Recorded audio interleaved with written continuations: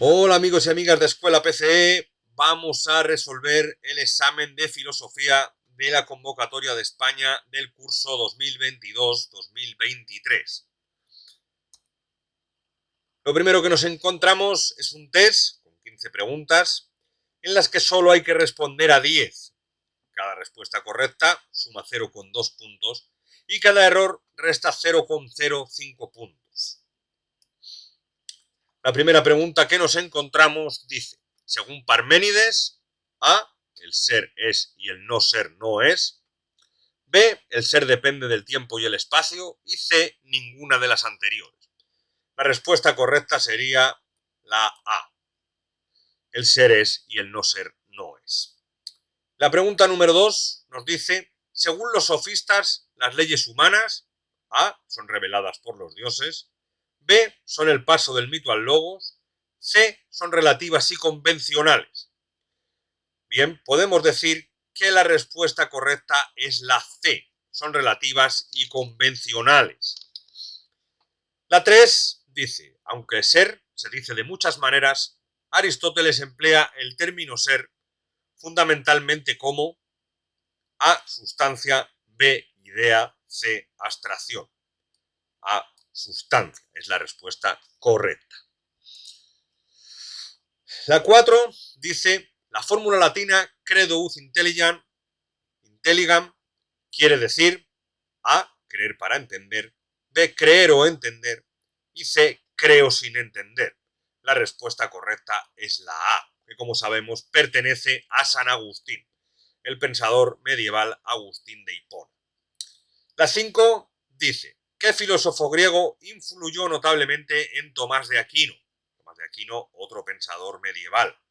La A dice Aristóteles, B, Alejandro de Afrodisia y C, ninguno era cristiano. La respuesta correcta es la A, Aristóteles. La 6 dice, ¿qué significa la expresión kantiana cogito ergo sum? A, pienso luego existo, pienso para ser y C, ninguna de las anteriores. Bien, cuidado con esta pregunta porque tiene trampa, porque cogito ergo sum es una expresión latina que quiere decir pienso luego existo, que la dijo Descartes, no Kant. Por tanto, no es una expresión kantiana. Por tanto, la respuesta correcta sería ninguna de las anteriores. La 7. ¿En qué siglo escribió Descartes su método del discurso? A, siglo XVI, B, siglo XVII y C, ninguna de las anteriores. Cuidado con esta pregunta porque también lleva trampa, porque Descartes no escribió el método del discurso, sino el discurso del método. Por tanto, la respuesta correcta sería la C, ninguna de las anteriores. La 8 dice, la tesis fundamental del empirismo cartesiano afirma que C, el conocimiento procede de la experiencia, B, solo a través del yo puede deducirse la verdad, y C, ninguna de las anteriores. ¿Vale? También lleva trampa porque Descartes no era empirista, Descartes era racionalista. Por tanto, la respuesta correcta es la C, ninguna de las anteriores. La 8, según Hume, la idea de causa, A, no procede de ninguna impresión y no es más que un mecanismo de la mente del sujeto. B, procede de una impresión que sucede a otra impresión. O C, ninguna de las anteriores. La respuesta correcta sería la A. No procede de ninguna impresión y no es más que un mecanismo de la mente del sujeto, porque Hume niega la causalidad. La 10. ¿En qué consistió el giro copernicano empirista? A, en la importancia del sujeto para el conocimiento. B, en la importancia de la ciencia para el conocimiento. O C, ninguna de las anteriores. Vamos a decir que ninguna de las anteriores porque el giro copernicano es de Kant, pertenece al pensador Kant. Y Kant era la filosofía de Kant es el idealismo trascendental. La 11, la filosofía de Marx surge como desarrollo de A, Hegel, B, socialismo utópico o C, anarquismo. Bien, es una pregunta un tanto ambigua porque si bien Marx se inspiró bastante en Hegel, como por ejemplo su concepción de la historia de forma dialéctica es directamente inspirada en Hegel, aunque después Marx siguió su propia línea. Mientras Hegel era idealista, Marx sería materialista. Pero la respuesta correcta, y la UNED también así lo considera, es la A, Hegel. La 12, según Marx, el opio del pueblo es A, la religión, B, el poder o C, la ambición. Bien, es una sentencia bastante conocida del pensador Marx, que el opio del pueblo es la religión. La 13 dice, ¿qué quiere decir Nietzsche con la frase yo soy yo y mi circunstancia? A, que yo soy mi voluntad de poder. B, que el yo se constituye en su realidad circundante. O C, ninguna de las anteriores. Bueno, la respuesta sería ninguna de las anteriores, porque la frase yo soy yo y mi circunstancia, que como sabéis no termina ahí, es yo soy yo y mi circunstancia, si no la salvo a ella, no me salvo yo. Es una frase de Ortega y Gasset, no de Nietzsche. Por tanto, C, ninguna de las anteriores. La 14, Ortega y Gasset sostiene la teoría de A, el perspectivismo, B, el objetivismo y C, ninguna de las anteriores. Bien, podemos decir que la respuesta correcta es la A, el perspectivismo. Por último, la 15 dice, Nietzsche afirma que el espíritu humano se puede transformar en A, camello, león y niño, B, camello, niño y águila y C, ninguna de las anteriores. Bueno, la respuesta correcta es la A, camello, león y niño, que son las tres transformaciones del espíritu humano, de las que habla Nietzsche. La siguiente parte es un comentario de texto, es la parte fundamental del examen en la que se puede obtener una calificación máxima de 8 puntos. Nos darán dos opciones a elegir una. Vamos con la opción primera, la opción A, de la cual un texto del cual hay que responder a esas tres preguntas. La primera 2 puntos, la segunda 3 y la tercera 3. Y el texto dice así, es un texto de La República de Platón. Examina ahora el caso de una liberación de sus cadenas y de una curación de su ignorancia. ¿Qué pasaría si naturalmente les ocurriese esto? Que uno de ellos fuera liberado y forzado a levantarse de repente, volver el cuello y marchar mirando a la luz. Y al hacer todo esto, sufriera y a causa del encandilamiento fuera incapaz de percibir aquellas cosas cuyas sombras había visto antes. ¿Qué piensas que respondería si se le dijese que lo que había visto antes eran fruslerías y que ahora, en cambio, está más próximo a lo real, vuelto hacia cosas más reales y que mira correctamente? ¿Y si se le mostrara cada uno de los objetos que pasan del otro lado del tabique y se le obligara a contestar preguntas sobre lo que son? ¿No piensas que se sentirá en dificultades y considerará que las cosas que antes veía eran más verdaderas que las que se le muestran ahora? Como decimos, un texto de La República de Platón del libro séptimo. La primera pregunta dice, resume la idea o ideas principales del texto, 2 puntos. La segunda dice, relacione las ideas del texto con otras ideas de la filosofía de ese autor, 3 puntos. Y la 3, relacione y compare el pensamiento del texto, del autor del texto, con otro filósofo. Bueno, una posible resolución de este apartado, de este bloque, es la siguiente. Respecto a la pregunta 1, el problema filosófico fundamental en torno al que gira el texto es el conocimiento. El texto es un diálogo en el que se habla sobre la alegoría de la caverna, en la que Platón narra que una serie de cautivos se encuentran en una caverna contemplando una pared en la que se proyectan sombras, las cuales los prisioneros consideran como la realidad, pues no conocen otra realidad. Platón dirá que la verdadera realidad se encuentra en el exterior de la caverna, y que por ello es difícil acceder al conocimiento verdadero. Esta alegoría o mito de la caverna fue escrito por el filósofo ateniense para ejemplificar la razón por la que a los seres humanos les cuesta acceder al conocimiento y cuestionarse la realidad. Pues como dice en el texto, aunque uno de los presos fuese liberado y contemplase las cosas verdaderas, consideraría que la verdadera realidad era la que conocía anteriormente, y no la nueva que se le presenta ante sus ojos. Bien, en el punto número 2, podemos decir, para entender mejor el texto es necesario conocer la teoría del conocimiento de Platón y su concepción dual de la realidad. Platón, como decimos, tendrá una visión dual de la realidad, es decir, la divide en dos. Por un lado, estaría el mundo inteligible o mundo de las ideas, y por otro lado estaría el mundo sensible. El mundo inteligible es para Platón lo máximamente real, siendo este inmaterial. Este mundo de las ideas, también llamado hiperuránio, contiene todas las esencias de las cosas, las ideas o modelos de todas las cosas que existen. Las ideas son eternas, inmutables, incorruptibles y perfectas. Por el contrario, el mundo sensible es el mundo físico y material que se puede percibir con los sentidos.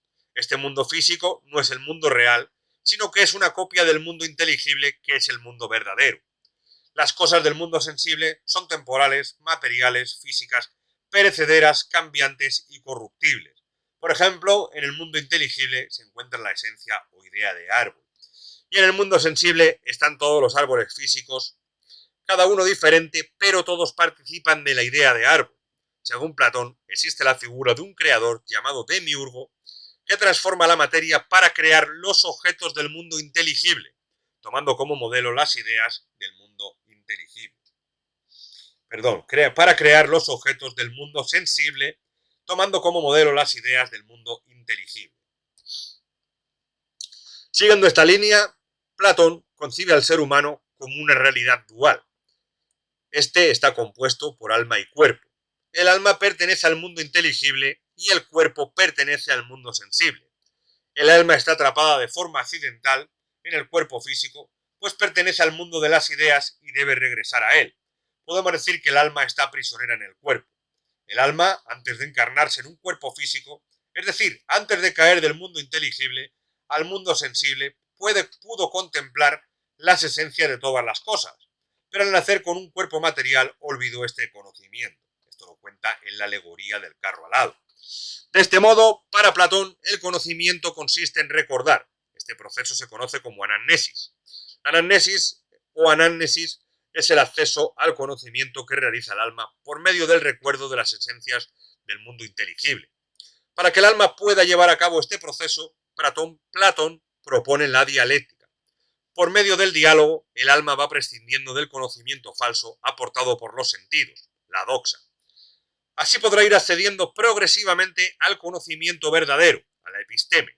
En este sentido, para Platón, el alma será concebida como principio de conocimiento y puede dividirse en tres partes: racional, irascible y concupiscible.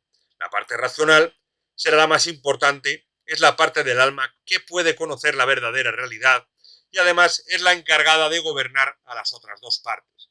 En una revisión posterior, Platón dirá que esta parte es la única que es alma propiamente dicha y se ubica en la cabeza. Por otra parte, la parte irascible se ubica en el pecho y es el origen de las pasiones más nobles del alma, como la valentía o el coraje. Está supeditada a la parte racional. Por último, la parte concupiscible se localiza en el bajo vientre y es la fuente de las pasiones más bajas o menos nobles del alma. Esta no siempre se deja gobernar por la parte racional. A grandes rasgos, esta es la teoría del conocimiento de Platón, expresada en sus obras escritas en forma de diálogos. El punto 3 dice así: Platón, junto con Sócrates y Aristóteles, será considerado como uno de los pilares principales de la historia del pensamiento, de la filosofía. Sus escritos serán traducidos a varias lenguas y estudiados en diferentes lugares y momentos de la historia. Prácticamente todos los filósofos de la historia serán influenciados por su obra. Algunos de los más evidentes serán San Agustín de Hipona, Descartes o Nietzsche. Este último será muy crítico. San Agustín, en el siglo IV después de Cristo, estuvo muy influenciado por el pensamiento de Platón. Heredó el dualismo del alma y del cuerpo, que conforman la esencia humana. Para Agustín, el cuerpo es una entidad física, material y corruptible, y el alma es una entidad inmaterial, inmortal e inmutable. San Agustín dividió el alma en razón inferior y razón superior. La razón inferior es aquella que tiene como objeto el conocimiento del mundo sensible. Este no es un conocimiento verdadero. Por el contrario, la razón superior es aquella que tiene acceso al verdadero conocimiento, al conocimiento inteligible, es decir, el que procede de Dios. El verdadero conocimiento, el que procede de Dios. También su doctrina de la iluminación está claramente inspirada en la filosofía de Platón. En este sentido, nos dirá que el conocimiento sensible no es el verdadero conocimiento, ya que las cosas del mundo sensible y nuestros propios sentidos son cambiantes. El verdadero conocimiento es el que percibe el alma al conocer los axiomas o las matemáticas, que son verdades inmutables, eternas y necesarias. Estas verdades son semejantes a las ideas platónicas, pero en este caso no están en el mundo inteligible, sino en la mente de Dios. Estas ideas solo pueden conocerse a través de la revelación divina. Es Dios mismo quien se las revela al hombre. La opción B es un texto de Ortega y Gasset, de José Ortega y Gasset, el filósofo español, de su obra ¿Qué es filosofía? Y el fragmento dice así: el vivir se hace siempre desde o sobre ciertos supuestos, que son como el suelo en que para vivir nos apoyamos o de que partimos, y esto en todos los órdenes, en ciencia como en moral y política como en arte. Toda idea es pensada y todo cuadro es pintado desde ciertas suposiciones o convenciones tan básicas, tan de clavo pasado para el que pensó la idea o pintó el cuadro, que ni siquiera repara en ellas y por lo mismo no las introduce en su idea ni en su cuadro. No las hallamos allí puestas, sino precisamente supuestas y como dejadas a la espalda. Por eso a veces no entendemos una idea o un cuadro. Nos falta la palabra del enigma, la clave de la secreta convención. Y como, repito, cada época, voy a precisar más, cada generación parte de supuestos más o menos distintos. Quiere decirse que el sistema de las verdades y el de los valores estéticos, morales, políticos, religiosos, tiene inexorablemente una dimensión histórica. Son relativos a una cierta cronología vital humana. Valen para ciertos hombres nada más. La verdad es histórica. ¿Cómo, no obstante, puede y tiene que pretender la verdad ser sobrehistórica, sin relatividades, absoluta? Es la gran cuestión. Muchos de ustedes saben ya que para mí el resolver dentro de lo posible esa cuestión constituye el tema de nuestro tiempo. Bien, las preguntas a responder son las mismas. Vamos a ver la posible resolución de la primera. Resuma la idea o ideas principales del texto, hasta 2 puntos. El problema filosófico fundamental que se trata en el texto es el problema de la verdad. En este sentido, Ortega afirma que a lo largo de los tiempos ha habido una concepción distinta de la verdad, válida para las gentes de cada momento y lugar. Es por ello que el filósofo madrileño se pregunta si existe una verdad sobrehistórica, es decir, una verdad universal que no dependa ni de la historia ni de supuestos de ningún tipo. Dirá que su intención es ahondar en esta problemática o cuestión, pues considera que este es el tema de nuestro tiempo. El punto número 2, relaciona las ideas del texto con otras ideas de la filosofía de su autor, máximo 3 puntos. Bien, lo podemos resolver de la siguiente manera. Para comprender mejor el texto propuesto, es necesario familiarizarse con el pensamiento de su autor. Ortega y Gasset dirá que la filosofía nace de la utilidad. Esta es una necesidad del intelecto humano que tiene como objetivo el desvelamiento de la realidad. Siguiendo la línea del método cartesiano, el filósofo se plantea la posibilidad de hallar algo que nos es dado de tal forma que no albergue ninguna posibilidad de duda, es decir, una realidad indudable.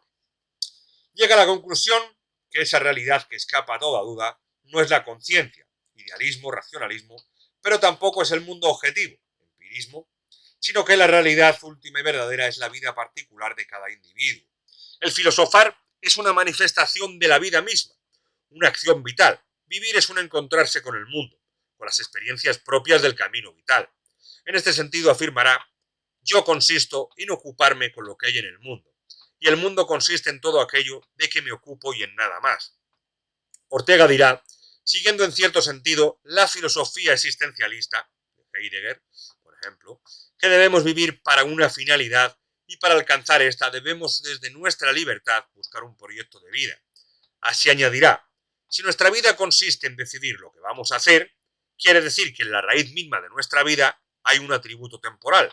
La vida es futurización. Aunque vivamos en función de una finalidad o proyecto, debemos asumir nuestra temporalidad limitada y además asumir nuestras circunstancias.